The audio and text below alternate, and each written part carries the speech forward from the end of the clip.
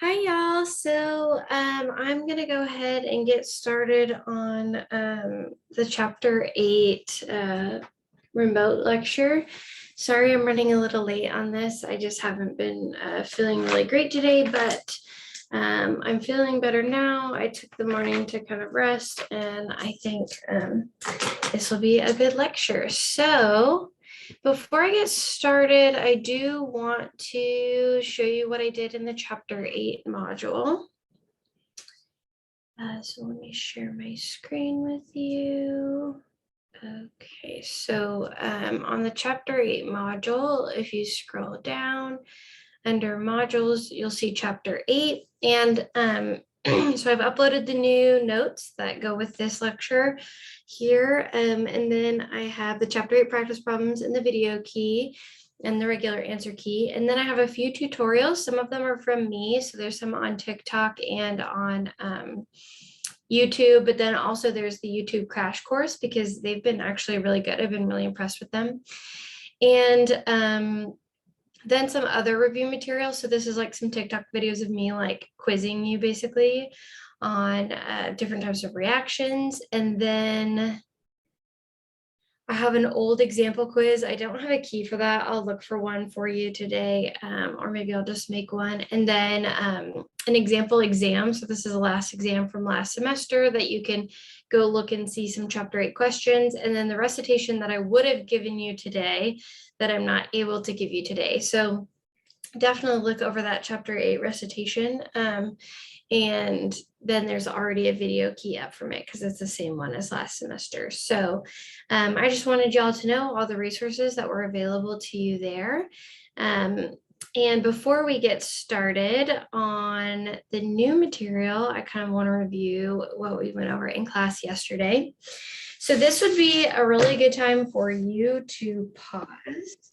Let me admit people in. Okay, so this would be a really good time for you to pause the video, and if you're watching later, or for those of you who are here now, to stop and ask yourself, what did we learn already? What have we learned already from this chapter? So hopefully you remember that chapter 8 is about alkenes and alkynes. And how did I spell that? All kinds of crazy. Okay, so chapter 8 is about alkenes and alkynes. And first we talked about how to make alkenes. And hopefully you would remember the two ways to make alkenes that we've already learned, which are E1 and E2 reactions. And all the things that go with that. And then we also learned about how to react to alkenes forward. So what to do with them after we make them. And we talked about addition reactions.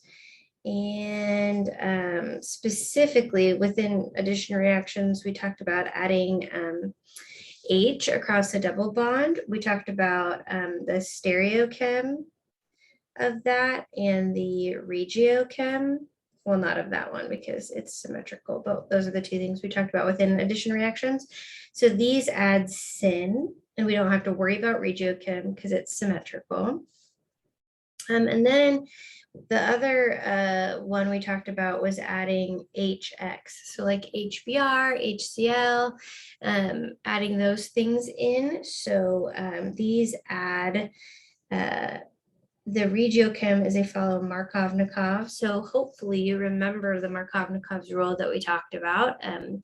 This is a good chance for you to jog your memory, before we get into more stuff. But basically, if you have an asymmetrical alkene and we add HX, you get the carbocation plus X minus, and the most stable carbocation will form. So then that will attack. The hydrogen adds to this side as Markovnikov's rule, and then the nucleophile adds to the less substituted side, or to the more substituted side where that carbocation was. So that's Markovnikov. And the stereochemistry, we talked about how we get a racemic mixture. So that's a mixture of R and S, but also that's a mixture of syn and anti. What else did we talk about yesterday? Then the other thing we talked about was how you also have to look out for rearrangement for this. So these are the big things that we covered in class yesterday. And we're going to pick up right here where we left off. And I told you that what we're going to do today is we're going to find a way to add water without rearrangement. And then we're also going to look at a way to add water with the anti-Markovnikov regiochemistry. So those are going to be the big things we'll talk about today, and then we'll do a few more addition reactions. But that's kind of where we are in the overall scheme of things. Okay, so now I'm going to head over to my notes. And here we go. Maybe it's thinking. There we go. Okay, so we covered all this. This is the overall chapter outline. Already done the E1, E2 review, and then we talked about reactions of alkenes. So we talked about hydrogenation, and then we talked about electrophilic addition reactions, where the electrophilic portion adds first and then the nucleophile adds. So this is all just review of what we already learned. So hopefully you have remembered that and it's somewhat solidified in your mind. We did also talk about, and this is going to be very important for today's lesson, is that sometimes there's not a free carbocation, but there's what's called a bridged ion. So you'll see that today where it won't always be a true carbocation, and that allows us to make sure that rearrangement doesn't occur. Okay, so we've gone through all this. We did HBr, and then we did the acid catalyzed addition of water. And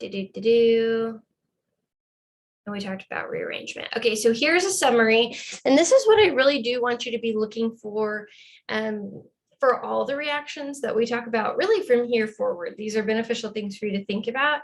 And the other thing is, you need to find a system, not only in this chapter, but in future chapters, of how to organize your notes. And I think making spreadsheets like this, I really like charts, makes sense for me, but everyone's different. There's a girl on TikTok who I really like. She showed like, here's how I got an A in Orgo, and like showed how she did her little reaction sheets. I can post that video today. Let me write a note because I'll forget.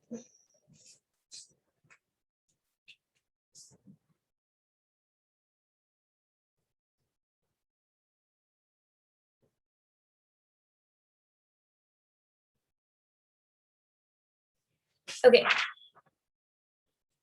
So, but yeah, I want you to be thinking about, for every reaction, what's the mechanism? So, and then how does the mechanism inform the stereochemistry, the regiochemistry, and the possibility of any rearrangement?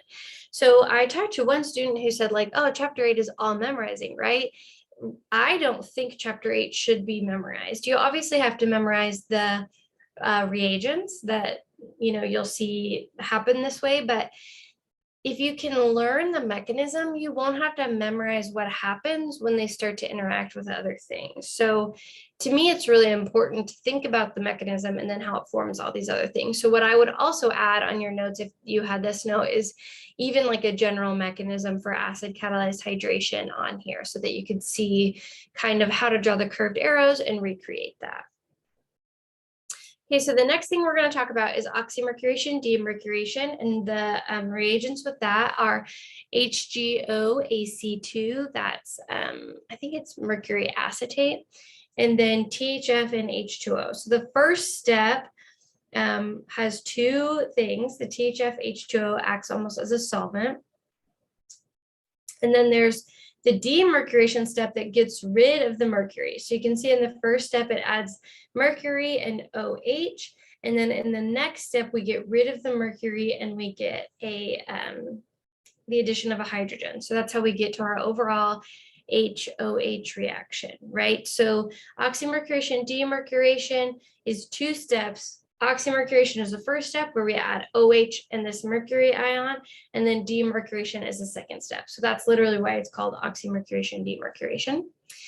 It's very regioselective. It still follows Markov-Nikov's rule, but the biggest thing that it does differently is it doesn't undergo rearrangement at the carbocation. So here you can see if it were to go by the carbocation mechanism, the most stable carbocation would be on this carbon right here on the left. And so that is where the nucleophilic portion adds, while the H, the more electrophilic portion, adds on the other side. But it goes through a different mechanism. It goes through that bridged mechanism. And this is just to remind you that, you know, there's a carbocation formation on acid catalyzed. Let me hide my floating meeting controls. Okay. So on this, you can see there's the, am I recording this? I suddenly got very worried. I am recording. Okay. This is just the acid catalyzed hydration. The carbocation forms, it undergoes rearrangement, and that can be a problem if you don't want to undergo rearrangement. Like if you wanted to add your OH right here, that's not possible with an acid catalyzed rearrangement. So instead, if we go through oxymercuration, demercuration, you can add your alcohol to that. It's still Markov-Nikov addition, but it doesn't undergo rearrangement. So no rearrangement will form if you go through the oxymercuration, demercuration step. So this mechanism doesn't go through a free carbocation. That's how it avoids the rearrangement. It goes through this bridged ion. This is sometimes called a mercurinium ion, mercury with inium at the end, mercurinium ion, because the mercury has this partial positive here. And then the nucleophile will attack at the more substituted position. And the reason for this is actually the same reason as the carbocation attacking at that position, right? Is because that side is more stabilized. So there's going to be less of the positive charge coming from this that it added. It'll focus more on the other side. So this partial positive is more pronounced. So the nucleophile will still be drawn to that side. So that gives your addition of water. And then you get your oxymercurated product, and then the oxymercurated product, I thought that would show up, would be replaced with a hydrogen. So something that I think is, I think it's important to know this mechanism, that it forms the mercurinium ion, and that as a result of that, that's why there's no rearrangement. And that's also why there's, sorry, that's also why it goes Markov-Nikov. I can tell my brain is very spacey. And I will ask you to recreate this mechanism at times, like on your recitation form. And there's another reaction that goes in a similar mechanism later on. But I more want you to understand the mechanics than for you to be able to necessarily recreate the mechanism without your notes. I want you to understand the mechanism, and I want you to be able to recreate it if you referenced your notes, but you don't have to just be able to like, boom, do this off the top of your head. You will need to with a later one. But I think the HGOAC kind of throws people off. Okay, so initially, we've talked about the regiochemistry. We've talked about the possibility of arrangement. So the only thing left is stereochemistry. So initially, this adds anti because you have the addition on one side. It's easier for the nucleophile to attack on the other side. Very similar to an SN2 reaction where there's already electron density here, extra bonds on this side. So it's going to attack from the backside. However, because this is a two-step reaction, the first step is an anti-addition. But when we demercurate, when we get rid of the bridged mercurinium ion and we get rid of the mercury, there's something that's called a radical involved. You don't need to worry about that yet, but it scrambles the overall stereochemistry. So in the end, we actually get a mixture of syn and anti-addition. So I think that's really important to just to recognize, is that you get a mixture of syn and anti-addition instead of it just only being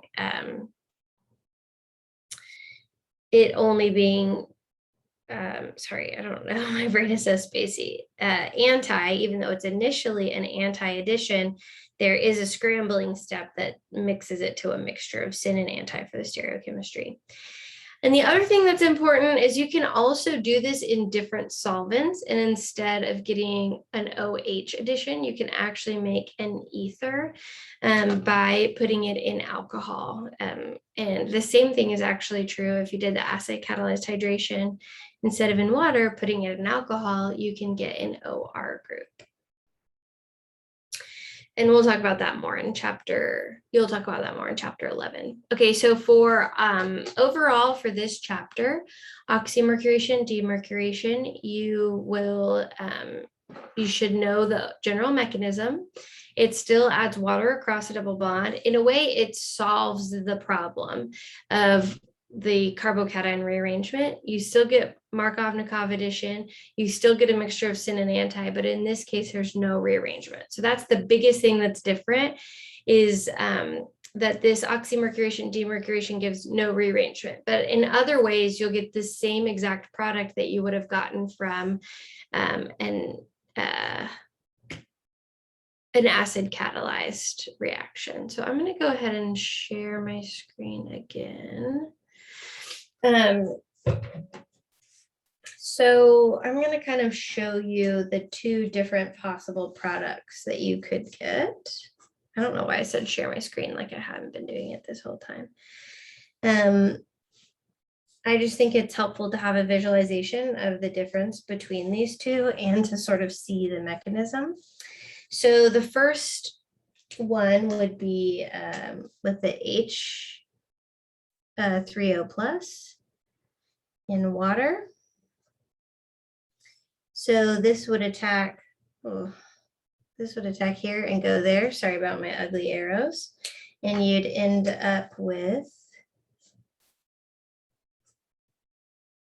the hydrogen would add on this side in order to give the most stable carbocation right here. And if you want to pause right here and work through this on your own, actually, that would be a really good thing. Like if we were in class, I would make you do this on your own, right? But since we're not in class, I can't do that. So the methyl group will shift over and fill in. One of the methyl groups will shift over and fill in. And the carbocation will move to this side. And then you still have that hydrogen over there, but I'm not going to draw the implied hydrogen in because it's implied. And then your water will come and attack right here, and you get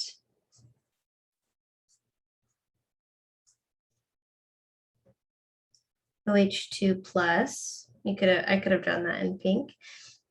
And then you can either add base into the solution or use solvent, but it will basically deprotonate, and then the electrons between the oxygen and the hydrogen will go back. And you get OH, and this right here. So with this starting material, if you undergo acid catalyzed hydration with H plus and H2O, this is the product you get. Now, if we did oxymercuration, demercuration, which is HGOAC2, THF, and water. The initial attack is actually on the mercury, and one of the OACs will break off. So you get a mercurinium ion formed with the Hg, and it's actually still bonded to one OAC, and then there's an OAC just floating around that's negatively charged. And then your water actually there's a strong partial positive right here that the water is attracted to. So that's going to come in and break this bond, and you'll get OH2 plus and HGOAC. And there was never an opportunity for rearrangement because this is only a partial positive. Now the stronger partial positive forms on this side because it can be more stabilized, but there's no rearrangement that occurs. Then we would deprotonate. So I'm just going to write minus H plus. Probably the OAC minus could come and get that. And you get OH2 plus HGOAC. And then the next step, and you don't have to worry about the mechanism for this part, it's a reduction reaction, which you'll learn about in ochem 2 with Dr. Berhe. But it basically swaps this HGOAC out for a hydrogen, and then you get your OH right here. There. Oh, went off camera. So you can kind of see the different products that you get here. And here you got very different products as a result. One underwent rearrangement and the other one did not undergo rearrangement. So same starting material. This is with H plus and H2O, and this is with HGOAC, THF, and H2O. And then the second step is NaBH4, and I think maybe OH minus, maybe. Let me make sure. Yeah, NaBH4 and OH minus. And then this would be changed even further if instead of HGOAC, I did HGOAC, that should be 2, with THF and ethanol. My final product would be exactly the same, except instead of OH, it would be O with an ethyl group there, as you can see. So you've got to also pay attention to what solvent this is in that's going to act as your nucleophile. Okay, I wonder if I can make this a little bit higher so you can see more of my, there we go. Okay. Okay, so that's 2 additions of water across a double bond. So we've gone over oxymercuration, demercuration, and we've gone over acid catalyzed addition of water across a double bond. And so what is next, sorry, this is bothering me. What is next is going to be hydroboration oxidation. So hydroboration oxidation is, it kind of solves both those problems where it is anti-Markovnikov and it also doesn't undergo rearrangement, goes through a different mechanism than the other 2. And it also adds syn addition. So let's look at this one. So you use BH3, usually it's in THF, and the initial hydroboration step adds a hydrogen and a borohydride, BH2. And I don't think this is as important that it exists as a dimer. I don't think that's super important. But basically, on the initial step, the hydrogen and BH2 add, and then H2O2 and OH minus is used to replace the BH2 with an OH to get your hydrogen on one side and OH on the other. I don't know, I don't think this is going to go through the mechanism. So I want to show you the mechanism of this, because I think actually the mechanism is really helpful in understanding why it adds Markovnikov. So I'm going to use that same one that we had before. So we had this product, and with H plus and H2O, it gave us, I said this product, but I meant this starting material. It gave us this product. And then with HGOAC2,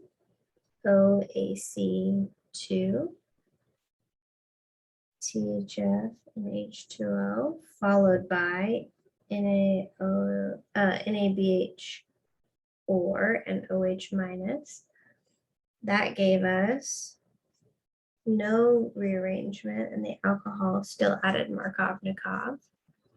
And then the very last one that we're going to do will be this with BH3. It's also in THF as the first step, and then the second one is NaOH and H2O2. Okay, so the mechanism for this is, it kind of actually reminds me of the mechanism of the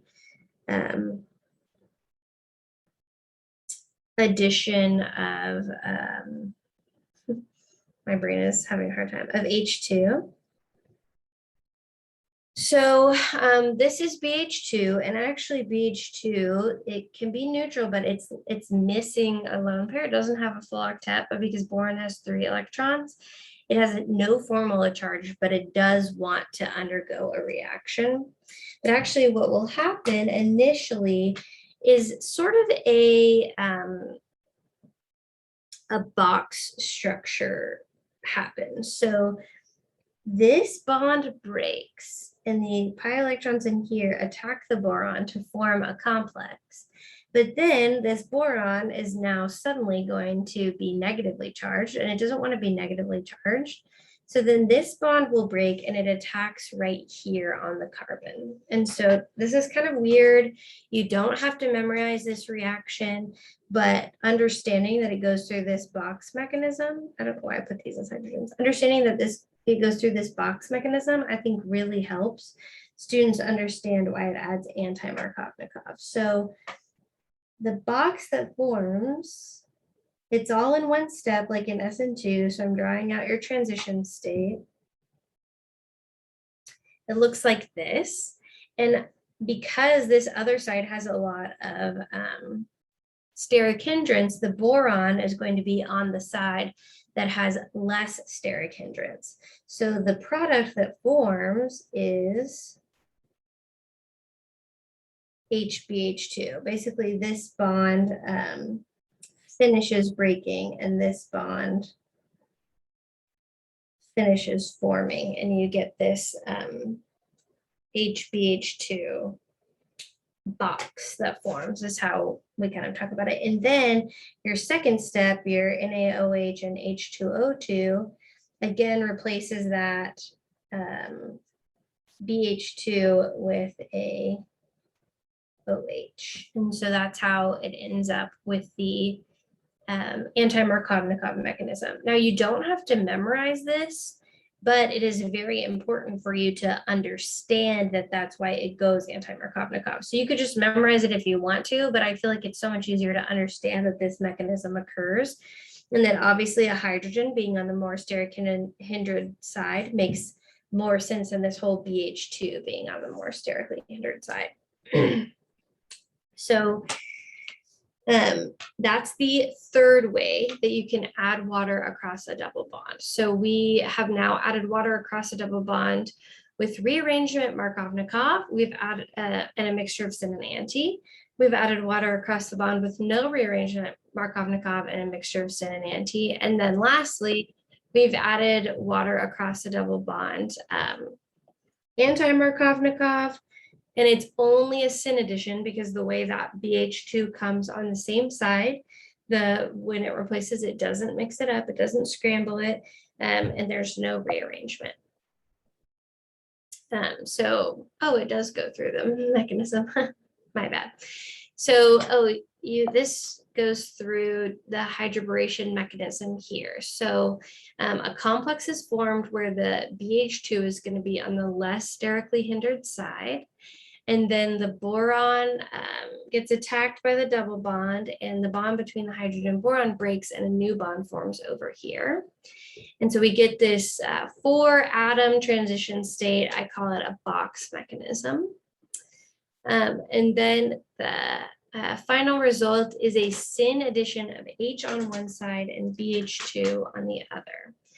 And then we replace that in the final step with NaOH. And this shows you how highly favored it is for the BH2 to be on the less substituted side. And that's why we get the anti-Markovnikov addition here.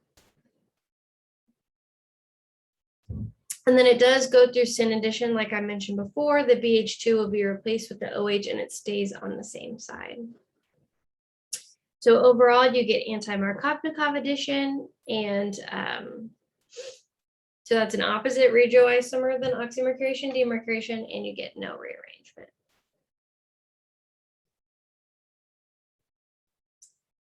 Okay, I don't know, we already talked about that. So then this is my overall summary of it. So hydroboration oxidation is still adding water across the double bond, H on one side, OH on the other. Again, I recommend you draw out the mechanism so you have like a general idea of why. The stereochemistry is syn addition because it goes through that box mechanism formation where the H and the BH2 add on the same side. And when it replaces the BH2 with the OH, that it retains stereochemistry. Stereochemistry is not inverted. Then it goes through, it's also regiochemistry because on that box mechanism, the BH2 needs to be on the less sterically hindered side. And then the H is going to go on the side that's more sterically hindered, which that makes sense in my opinion. I think the weirder thing is Markovnikov. Anti-Markovnikov, in my opinion, is less weird than Markovnikov. And then the very last thing is the no rearrangement occurs because it goes through that box mechanism, just like oxymercuration, demercuration. So for those of you who have just showed up, basically we've covered all three of the different ways to add water across a double bond. I'm doing pretty much pure lecture. I'm not answering any questions yet. Just so that it's equal for everyone who's here and who's not here, but I will do office hours this afternoon to answer questions. So we've covered the three different ways to add water across a double bond. One of those is acid catalyzed, it adds Markovnikov. There's a mixture of stereochemistry, and then there's rearrangement. Then we talked about oxymercuration, demercuration. It goes through the bridged mercury ion, mercurinium ion. It gives you a mixture of stereochemistry. The initial addition is anti, and then you get a mixture of stereochemistry. And then that does not undergo rearrangement. And then hydroboration oxidation kind of solves the problem of if you want to go anti-Markovnikov, you can use hydroboration oxidation, but the stereochemistry is controlled and it will be syn. So the H and the OH add on the same side. So both will be wedges or both will be dashes. And it still does not go through carbocation rearrangement.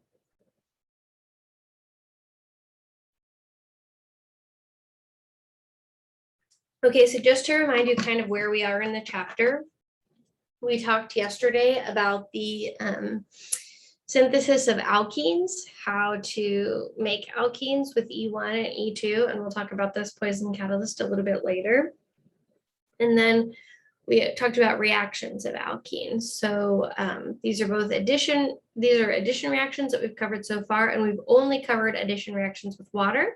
And then we're going to talk about a few other types of addition reactions that go through a very similar mechanism. They all go through these similar mechanisms, and then oxidative cleavage. So, and then we still have these other ones to go through later. So this is the addition of halogens to alkenes. So we've talked about adding water across a double bond, but you can also add a halogen across a double bond. So that would either be Cl2 or Br2. You usually don't see I2 because it's not incredibly reactive, and you usually don't see F2 because it's too reactive. But you commonly will see chlorine and bromine to add across a double bond, so to add across a carbon-carbon double bond. So that would be a chlorine or a bromine on both sides. And that is called a vicinal dibromide because it's in the vicinity of each other, right? So they're right next to each other. A bromine adds on each side, so it's called a vicinal dibromide. And this usually takes place in a solvent that won't act as a nucleophile, like carbon tetrachloride. So this actually adds in basically the same mechanism. I'll go ahead, I think it's going to show you, but I'll show it real quick here. This basically adds in the same mechanism as oxymercuration, demercuration, where it's going to go through this the formation of the brominium ion. And I think this is a little bit weird than what we're used to, because in this case, the bromine acts as an electrophile because you have two bromines, like, so theoretically these electrons are evenly shared, right? But as the electron density of this double bond approaches the bromine, it's going to repel the electrons off to one side, giving you a partial positive on this side and a partial negative on the other. So that's that polarizability where we can like induce a pole by the negative electrons coming nearby. So actually what happens is this will attack here. And as it's attacking, this sort of like partially starts to break, almost like an SN2 reaction. And you get a brominium ion that forms like this, where there's still a partial positive here. This is also partially positive, and then your bromine is still attached, and then as it transitions out, it goes away. So this is sort of like a transition state. I guess I should have drawn these as dotted lines. And then you'll get a full-blown brominium ion where your Br minus that's lost comes and attacks on the other side. So this is actually still considered to go through Markov-Nikov regiochemistry, because the more positive side of the sorry, my brain, I've just been so tired today. The more positive side of the thing that's initially attacked by the alkene adds to the less substituted side. So if you had a carbocation on the other side, that's where the nucleophile would attack. So it technically is still said to go through Markov-Nikov, the Markov-Nikov addition. So let's go through that on the PowerPoint. So you can see it also adds anti, because the first step is very similar, analogous to the oxymercuration demercuration addition, and the first step of that one is also anti. So, oh no, my computer is dying. Oh, I have a charger right here. That works out. Okay, so that it adds anti, but it can add anti from either side. So you get a racemic mixture of the two anti-products. So here's an example of the anti-addition of chlorine. And then if you rotate it and put it into Fischer projection, or if it's eclipsed, those chlorines look like they add to the same side of the bond. So that's an important transition that I want to talk about that students get confused on. So I'm going to draw out the stereochemistry of this one, because I do think it's weird. So say you have your di-substituted bond, it's symmetrical, and you have your Br added, and you form your brominium ion, and you get something like this, and then the Br minus is going to come and attack. This is positive. This bond breaks, and you'll have a bromine on each side like this. So I didn't draw the wedges and dashes initially because this is planar, but as it adds in, if you think about this bromine going straight up, we'd have a wedge towards us and a dash away from us. And on the other side, we'd have a dash away from us and a wedge towards us. You can almost think of it as being like the double bond in the plane of the page initially. Think of it like, oh, it's coming towards us. And then one bromine adds to one side and the other bromine adds to the other side, kind of like that. Or I don't have my modeling kit, but so when it adds and one adds down as this bond breaks and the other one adds up, then our stereochemistry reflects that. So if you're thinking about this in the form of the Newman projection, what this Newman projection would look like if you looked at it from this side is you'd have your bromine going straight down, 2 CH3s, and then on the back, your bromine going straight up and 2 CH3s.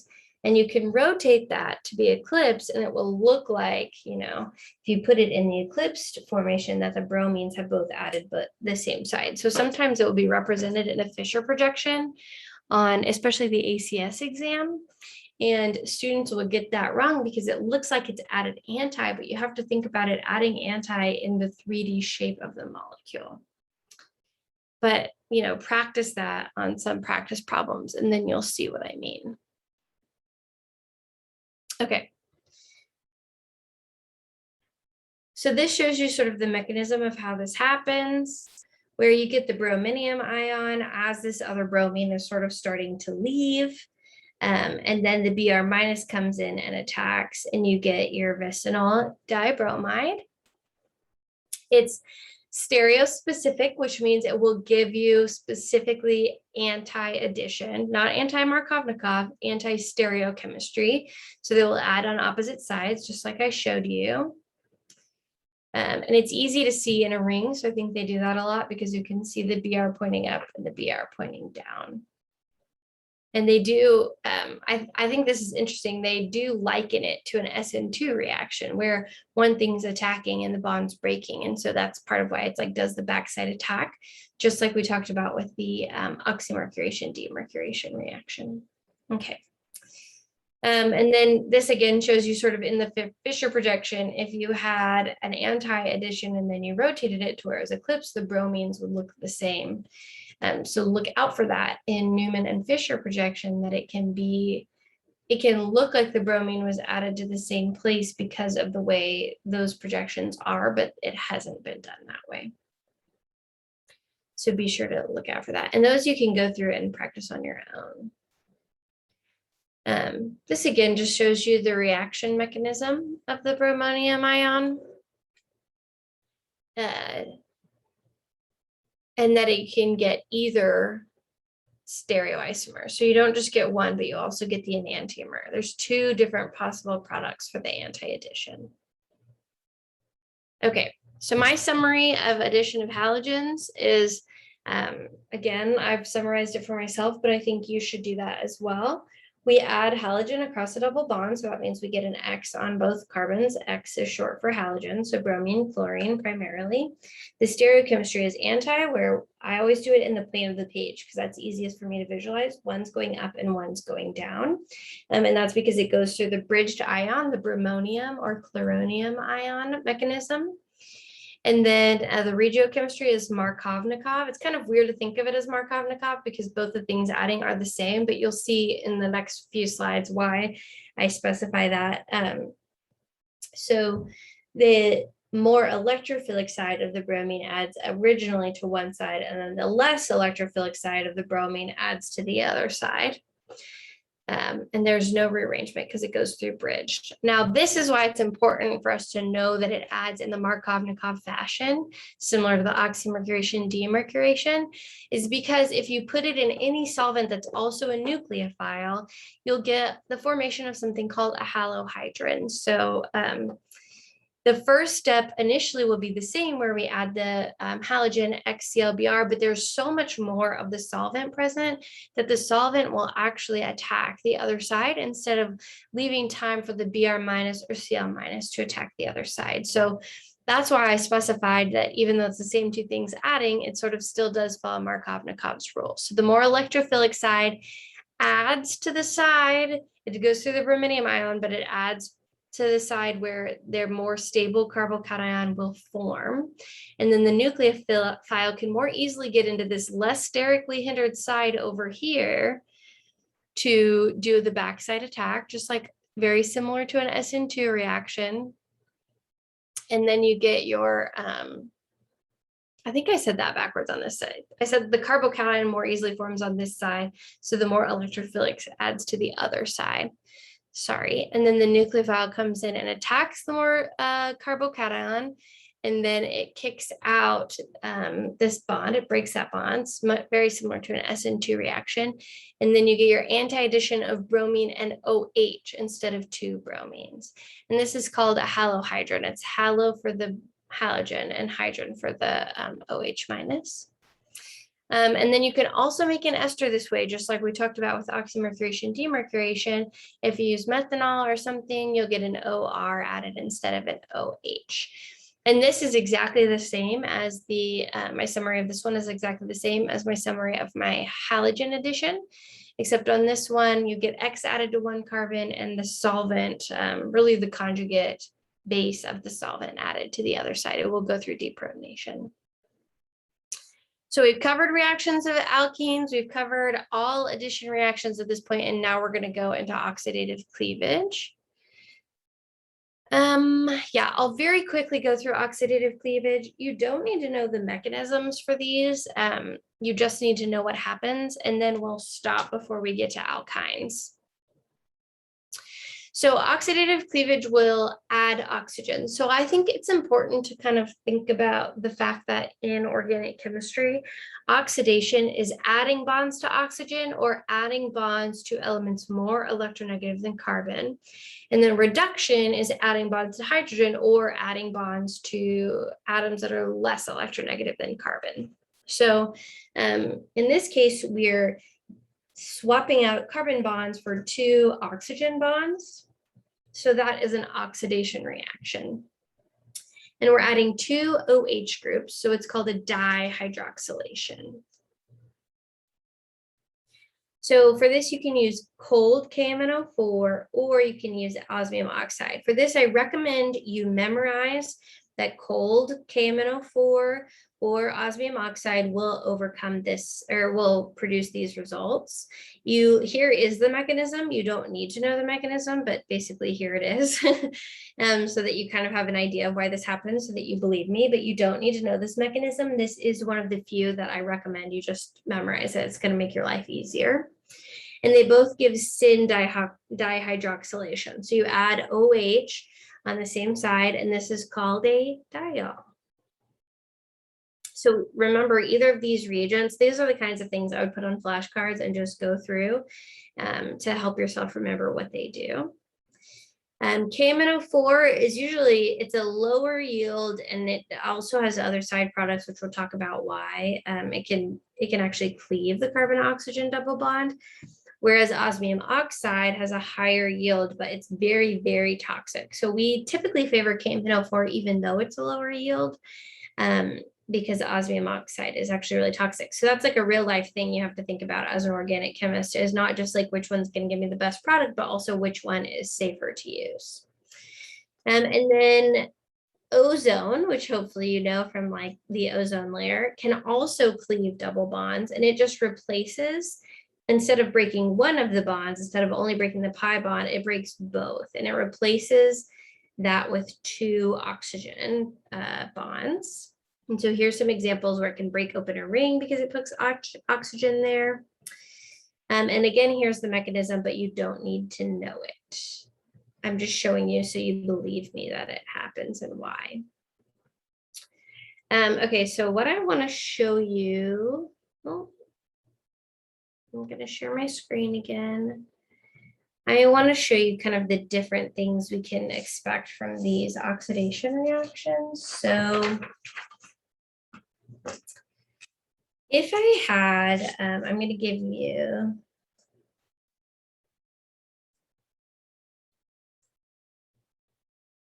if I have this product and I add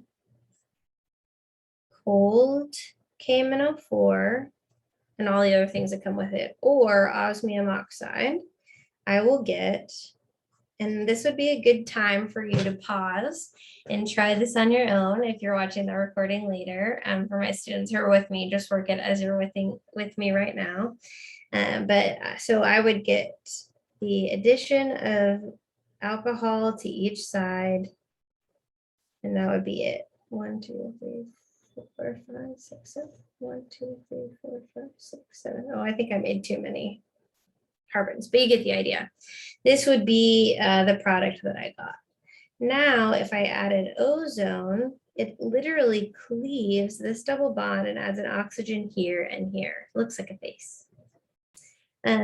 So that's kind of just, I literally will draw the cleave down the middle, and it breaks open, and then I keep it in the kind of same position that it was already in, so it's easier for me to not mess up my substituents, and then I can see what that gives me. So I recommend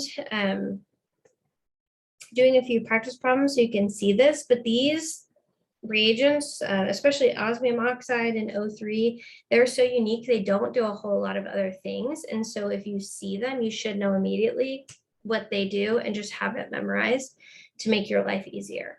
Now, hot KMNO4 is a little bit more confusing. Very briefly, I'm going to tell you what hot KMNO4 does, and then I'm just going to have you leave it until we get back to chapter 11. And you might even just be doing that with Dr. Berhe, but hot KMNO4 initially does the same thing that ozone does, where it will cleave and it makes the same products, but actually it's a better oxidizing agent than ozone, so it will actually keep going. And if you have any hydrogen, it converts that hydrogen to a carboxylic acid. So these are the final products if you use hot KMNO4. This is the final product if you use osmium, or sorry, if you use oxygen, and then this is the final product if you use cold KMNO4. So if you see an aldehyde in hot KMNO4, I just want you to remember that it'll go one step further to carboxylic acid, and you'll explore why that happens more in the next chapter. Okay.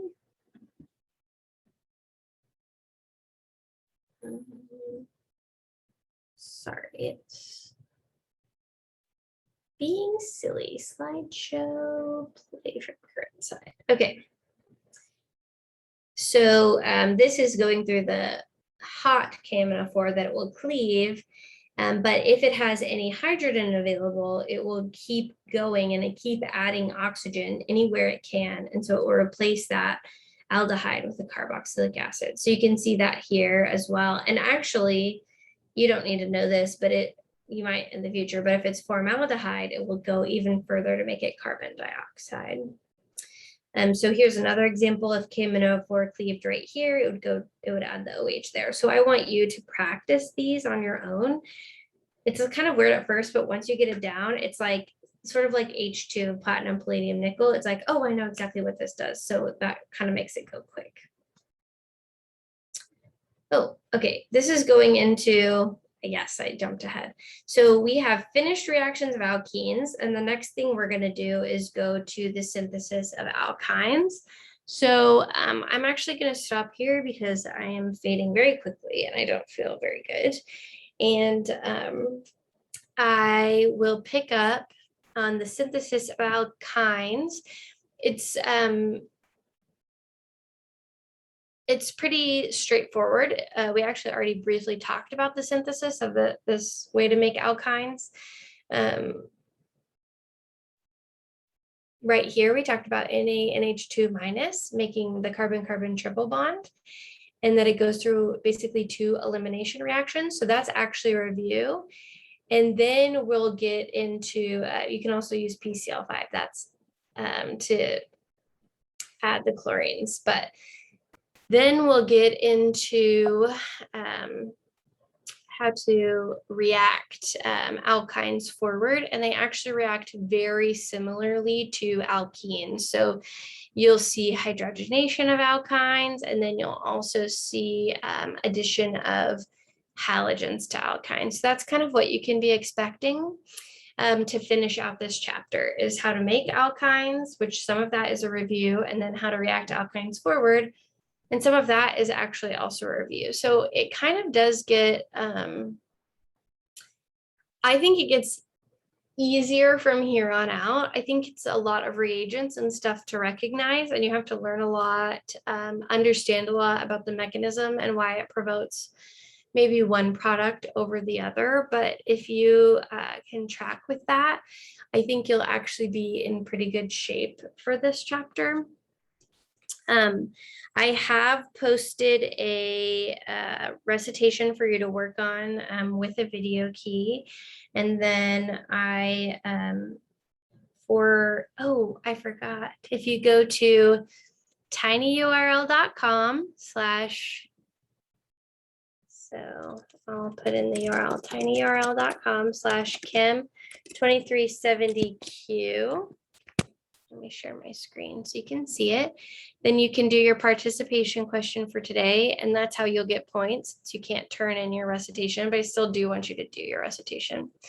So if you go to tinyurl.com/chem2370q, you should get a Google form that comes up, and I want you to give me your name so I can give you the point, and then What I want you to answer is, what topic would you most like for me to review during the review week next week? So we'll be doing the review next week. What topics would you like me to review? We might go over a little bit into the other chapters, like chapter 10 might spill over a little bit into next week, but I kind of doubt it. So answer that question for me if you would, and that will give you your participation grade. And then also don't forget, we have a quiz tomorrow, and I will be posting the details of what you can expect from that quiz today. It might not be all free response, since I haven't decided yet, because you won't have another exam with free response questions. The final is all multiple choice. So I might give you something that will more readily prepare you for that than for the type of exam questions we have. So I haven't wholly decided on that, but I'll give you the details soon. And now I'm gonna go take a nap because I feel very bad. And I'll see you guys in office hours later. Bye.